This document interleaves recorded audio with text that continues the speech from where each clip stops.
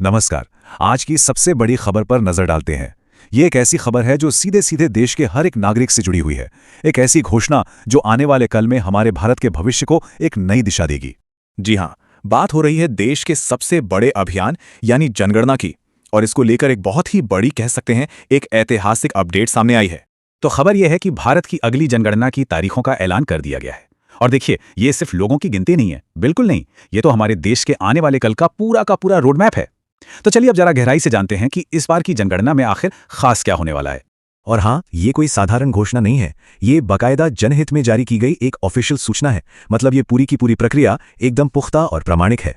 इस बार का जो नारा है वो है जनगणना से जनकल्याण। ये नारा अपने आप में बहुत कुछ कहता है। ये साफ साफ बताता है कि जनगणना से जो भी आंकड़े निकल कर आएंगे वो सीधे तौर पर आम लोगों के विकास और देश की तरक्की से जुड़े हुए हैं। तो अब आते हैं इस बार के सबसे बड़े और सही मायने में एक क्रांतिकारी बदलाव पर। यह है स्वगणना, जिसे अंग्रेजी में सेल्फ एन्यूमरेशन कहते हैं। ये जनगणना में हिस्सा लेने का एक बिल्कुल नया, एक मॉडर्न तरीका है। अच्छा, तो सवाल ये उठता है कि ये स्वगणना आखिर है क्या? देखिए, बहुत ही आसान शब्दों में समझिए। ये एक ऐसी प्रक्रिया है जिसमें देश के सभी नागरिक अपने घर पर आराम से बैठकर ऑनलाइन खुद ही अपनी और अपने परिवार की सारी जानकारी जनगणना फॉर्म में भर सकते हैं। मतलब अब किसी का इंतजार नहीं करना, कोई परेशानी नहीं। अब सबसे जरूरी बात, तारीखें। इनको कहीं नोट कर लीजिए। ये जो स्वगणना की प्रक्रिया है, ये 17 अप्रैल 2026 को शुरू होगी और 1 मई 2026 को खत्म हो जाएगी। ये जो विंडो है ना, ये बहुत महत्वपूर्ण है।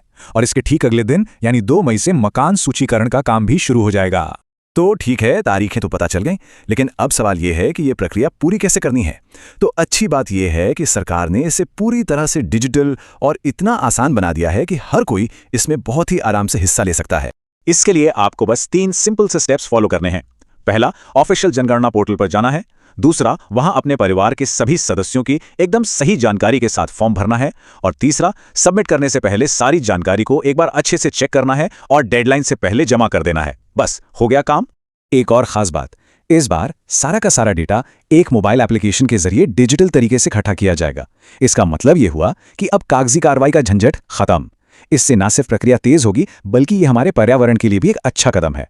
चलिए अब जरा कुछ नियमों और जरूरी जानकारी पर भी एक नजर डाल लेते हैं, जिन्हें देश के हर नागरिक को जानना बेहद जरूरी है। ये जो पूरी प्रक्रिया है, ये जनगणना नियमावली 1990 के नियम 8-7 के तहत की जा रही है। ये बताना इसलिए जरूरी है ताकि सब ये समझें कि एक कानूनी और पूरी तरह से आधिकारिक प्रक्रिया है।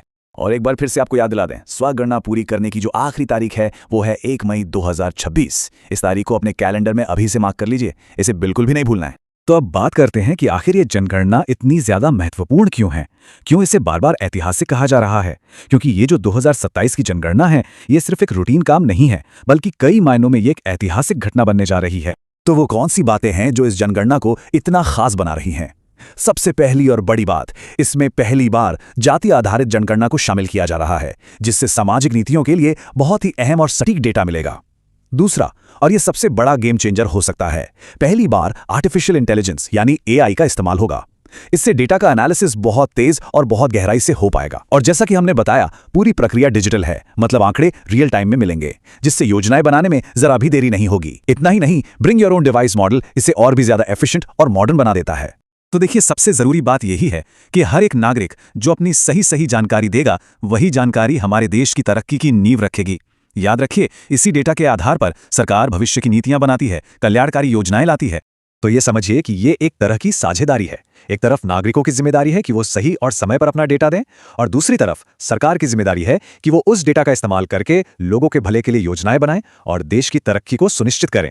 पूरा देश हर एक नागरिक पर भरोसा कर रहा है। तो सवाल अब यह है कि क्या आप सब गिने जाने के लिए तैयार हैं? अपनी इस जिम्मेदारी को समझिए और भारत के भविष्य को बनाने में अपना जरूरी योगदान दीजिए। ऐसे और इंफॉर्मेटिव वीडियोस देखने के लिए चैनल को अभी सब्सक्राइब करें और हां, बेल आइकन दबाना न भूलें।